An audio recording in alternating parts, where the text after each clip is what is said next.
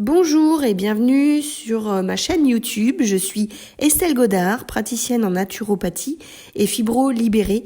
J'accompagne les personnes atteintes de fibromyalgie à se sentir mieux dans leur corps et dans leur vie malgré la maladie.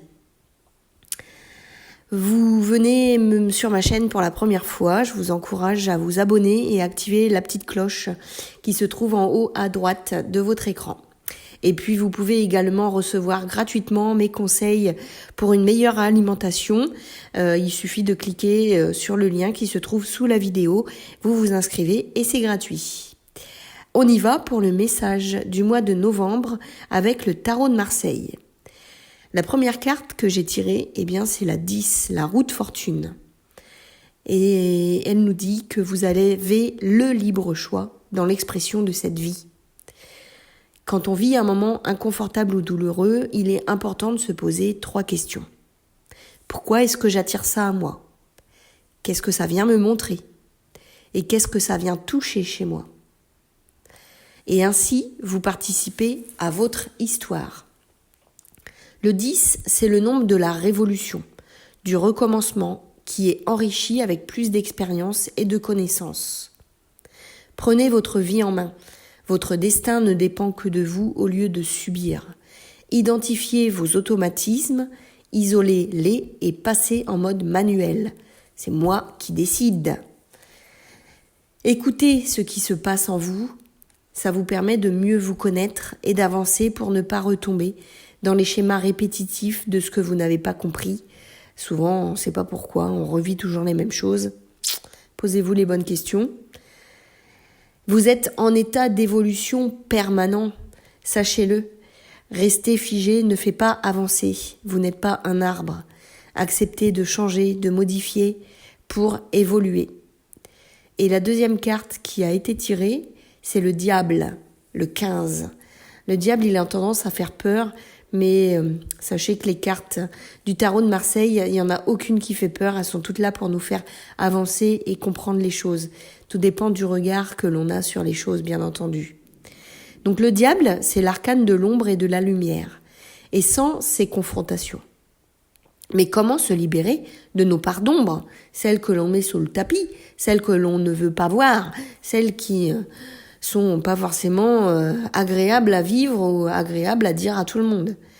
Eh bien là, on vous encourage avec le diable à allumer la lampe sur tout ce qu'il y a de plus sombre en nous. Cet arcane parle de toutes les puissances cachées dans l'inconscient, que ce soit positif ou négatif. Oui, nous nous auto-manipulons à tout analyser, à tout décortiquer. On s'excuse, on trouve des excuses pour tout. On sépare tout et nous détruisons l'être que nous sommes. Ici, nous sommes invités à faire face avec humilité, oui, vous avez bien entendu, avec humilité à nos hontes afin de nous délivrer de nos peurs. Ne cachons pas notre nature intime et travaillons pour libérer notre inconscient. Réalisons que l'on a créé soi-même nos peurs, reconnaissons-les, parlons-leur. On peut leur dire bon, alors j'ai eu besoin de toi dans le passé, aujourd'hui je n'ai plus besoin de toi, c'est terminé. Et puis on passe à l'action contraire, c'est-à-dire qu'on affronte les choses, on affronte ses peurs.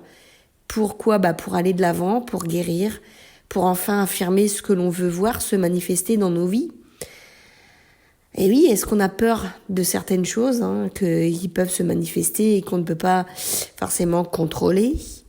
Ce que vous craignez le plus, c'est ce qui vous affligera le plus, sachez-le. Alors dégageons-nous de nos gravats afin de sortir de l'ombre.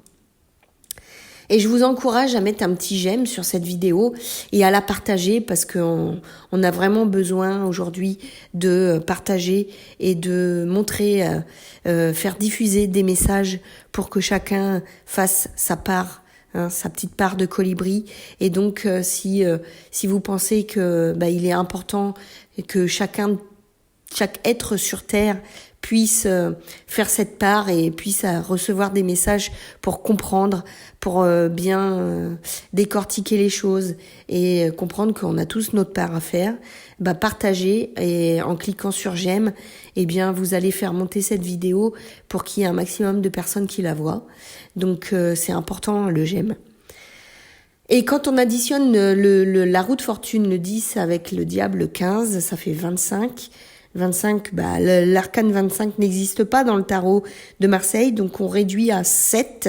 7, c'est le chariot. Et le chariot, il est le symbole de nos dualités, de nos tiraillements intérieurs. Donnez-vous l'autorisation de votre avancement, de votre réussite, même si les obstacles sont nombreux. Et Dieu seul sait que les obstacles que l'on érige contre soi-même le sont très nombreux. Souvent, nous avons tendance à nous auto-saboter.